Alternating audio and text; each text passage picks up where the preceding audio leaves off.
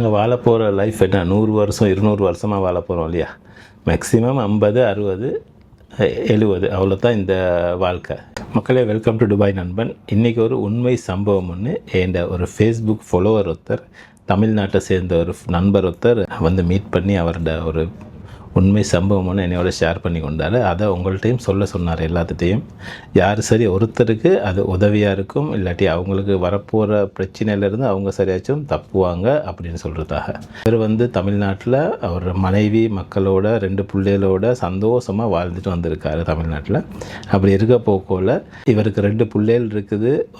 ஒரு ஆண் பிள்ளையும் ஒரு பெண் பிள்ளையும் 2 பேர் இருக்காங்க. அப்போ சந்தோஷமாக வாழ்ந்துட்டு வந்துட்டு இருக்க டைமில் இவருக்கு வந்து ஒர்க் இல்லாமல் போகுது, ஜாப் இல்லாமல் போகுது. ஜாப் இல்லாமல் போனது தான் இந்த ப்ராப்ளம் ஸ்டார்ட் ஆகுறது.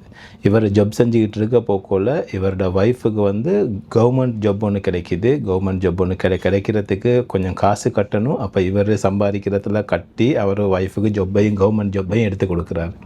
அப்போ அங்கிட்ட ஒய்ஃபும் சம்பாதிக்கிறாங்க, இவரும் சம்பாதிச்சிக்கிட்டு இருக்காங்க.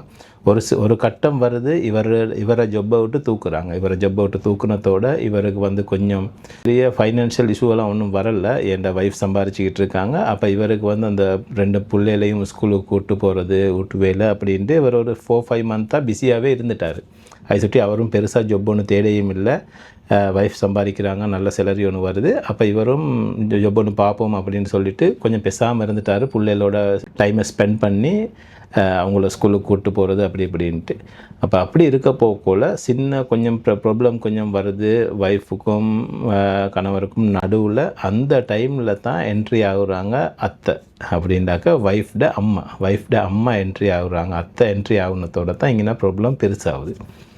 அவங்க என்ட்ரி கொடுத்ததோடு அவங்க சொல்கிறாங்க, நீ சம்பாதிக்கிற, உனக்கு பிள்ளைகள் 2 பார்த்துக்குள்ள இருந்து நீ வீட்டுக்கு வா, நீ எதுக்கு இங்கேருந்து சும்மா பிரச்சனை போட்டு சண்டை பிடிச்சிக்கிட்டு இருக்கிற, நீ வீட்டுக்கு வா அப்படின்ட்டு.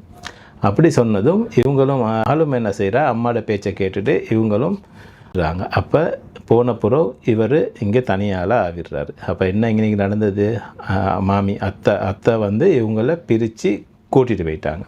கூட்டிகிட்டு போனப்புறம் இவர் தனியால் ஆகுனதும் ஒரு மதுக்கு அடிமையாகி இந்த நாளும் சாராயம் அது இதெல்லாம் குடிச்சு இவர் கொஞ்சம் நாளாக இவர் லைஃப்பை தொலைச்சிக்கிட்டு வந்துக்கிட்டு இருந்துட்டுருக்காரு.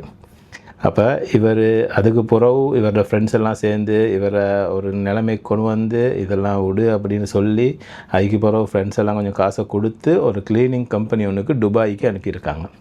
இப்போ இவர் துபாய்க்கு 1300 திர்ஹம் சேலரிக்கு இங்கே வந்து இவர் என்னைய கொஞ்சம் நாளாக ஃபாலோ பண்ணிகிட்டு இருந்திருக்காரு ஃபேஸ்புக்கில். அதுக்கு பிறகு தான் இவர் என்கிட்ட வந்து இந்த விஷயமெல்லாம் ஷேர் பண்ணி, நான் எந்த வீடியோ போட்டாலும் இவர் ஒன்றாவது எனக்கு லைக் பண்ணுவார். அப்படி ஒரு ஃபாலோவர் ஒருத்தர்.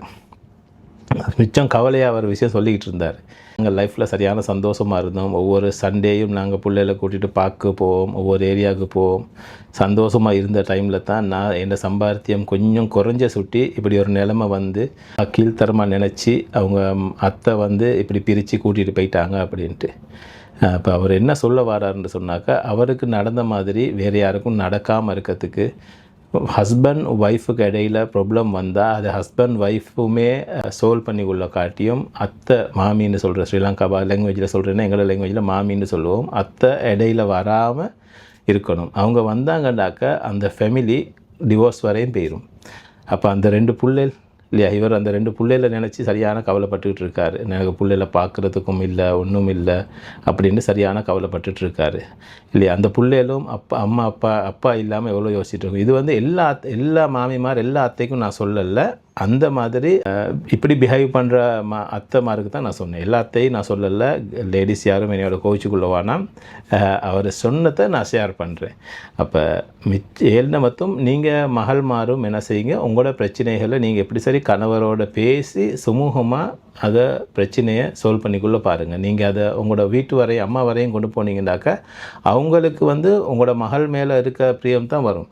அவங்க உங்களோட மேலே இருக்க பாசத்துக்கு என்ன செய்வாங்க, நீங்கள் இங்கே இதாக்குறீங்க, நீ வீட்டுக்கு வா, இவ்வளோ பிரச்சனை படாதுன்னு அப்படி தான் அவங்க யோசிப்பாங்க இல்லையா. அப்படி யோசித்து அவங்க உங்களை கூப்பிட்டு எடுத்த பிறகு உங்களோட இங்கே கல்யாண வாழ்க்கை டிவோர்ஸ் அளவுக்கு போயிடும். அப்படி போனால் பாதிக்கப்பட போகிறது 2 பிள்ளைகள் இல்லையா. அந்த 2 பிள்ளைகளுக்கு இன்றைக்கி அப்பா இல்லாமல் அந்த 2 பிள்ளைகள் இருக்குது.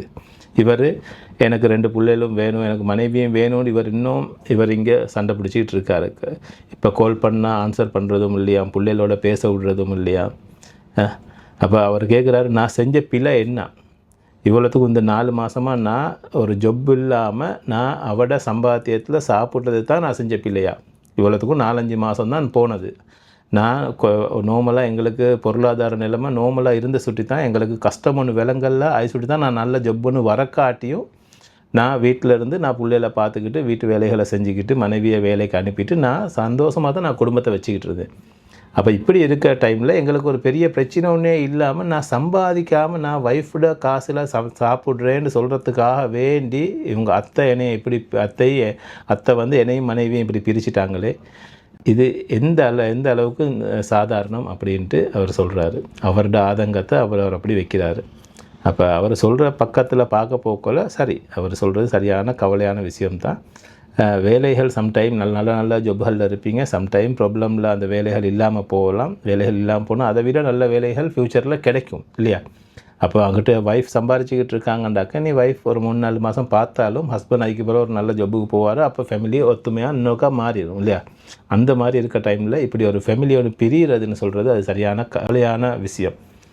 உங்களோட பிள்ளைகளோட ஃப்யூச்சரை பற்றி கொஞ்சம் யோசிச்சு பாருங்கள். 2 பிள்ளைகள், அந்த பிள்ளைகளுக்கு அப்பா அந்த ஒரு ஸ்கூலில் ஒரு ஃபங்க்ஷனோ ஒரு நல்லதோ கெட்டதோ ஸ்கூலில் வந்தால் எங்கள் சரி ஒன்றில் வந்தால் அப்பாவை கூட்டு வாங்கன்னு சொல்லக்குள்ள அந்த பிள்ளை என்ன செய்யும் இல்லையா? நீங்கள் உங்களோட பக்கத்து மட்டும் நீங்கள் யோசிக்காமல் இல்லையா, கொஞ்சம் அந்த பிள்ளைகளோட ஃப்யூச்சரை பற்றி நீங்கள் யோசிச்சு பாருங்களேன்.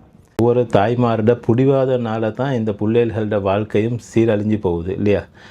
நான் எல்லா தாய்மாரையும் நான் சொல்ல வரல, தயவுசெய்து யாரும் பிள்ளையாக விளங்கிக்கொள்ளவானா. ஒவ்வொரு சில தாய்மார்கள் செய்கிற பிழையினால் அந்த பிள்ளைகள் தான் மிச்சம் பாதிக்கப்படுறது. அந்த பிழைகளை நீங்களும் செய்யாமல் உங்களோட பிள்ளைகளோட ஃப்யூச்சரை பற்றி யோசிங்க.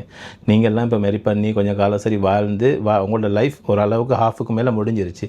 இனி நீங்கள் பெத்தெடுத்த பிள்ளைகள், உங்களோட பிள்ளைகளோட ஃப்யூச்சரை எப்படி நாங்கள் கரை சேர்க்குறது இல்லையா? அப்போ உங்களால் மட்டும் அதை செய்யலை. உங்களுக்கு கணவர் ஒன்று கட்டாயம் வேணும். கணவர் ஒன்று இருந்தால் தான் உங்களோட பிள்ளைகளை ஒழுங்கான முறையில் கரை சேர்க்கலாம். அந்த இதெல்லாம் கொஞ்சம் யோசித்து நல்ல முடிவுகளை எடுங்க. தயவு செய்து இந்த டிவோர்ஸுன்ற விஷயத்துக்கெல்லாம் யாரும் போவானா, அது அவ்வளோ லேசான விஷயம் இல்லை. கல்யாணம் முடிக்கிறது என்னத்துக்கு? நாங்கள் வாழ்கிறதுக்கு தான் கல்யாணம் முடிக்கிறது. டிவோர்ஸ் ஆகி இன்னொருக்கா வீட்டில் போயிட்டு இருக்கிறதுக்கு நாங்கள் கல்யாணம் முடிக்கிறது இல்லை. அவங்களோட அம்மாமார் அத்தைமார் நோமலாக அவங்களோட பிள்ளைகள் அந்த டைமில் பாதிக்கப்படுறதை பற்றி மட்டும்தான் யோசிப்பாங்க. எல்லா அத்தைமாரையும் நான் சொல்லலை, யாரும் பிள்ளையாக விளங்கிக்கொள்ளவானா. நான் நோமலாக நடக்கிறத நான் சொல்கிறேன். யாரும் திங்க் பண்ணாமல் ஃப்யூச்சரை பற்றி கொஞ்சம் திங்க் பண்ணுங்கள். ஃப்யூச்சரில் எங்களோட பிள்ளை நல்லா இருக்கணும், எங்களோட பிள்ளை கணவர் ஒன்று வேணும், அப்படி திங்க் பண்ணி நல்ல முடிவுகளை எடுங்க. நாங்கள் வாழ போகிற லைஃப் என்ன 100 வருஷம் 200 வருஷமாக வாழ போகிறோம் இல்லையா? மேக்ஸிமம் 50, 60, 70 அவ்வளோதான் இந்த வாழ்க்கை. இந்த வாழ்க்கையை நாங்கள் சந்தோஷமாக வாழணும் இல்லையா?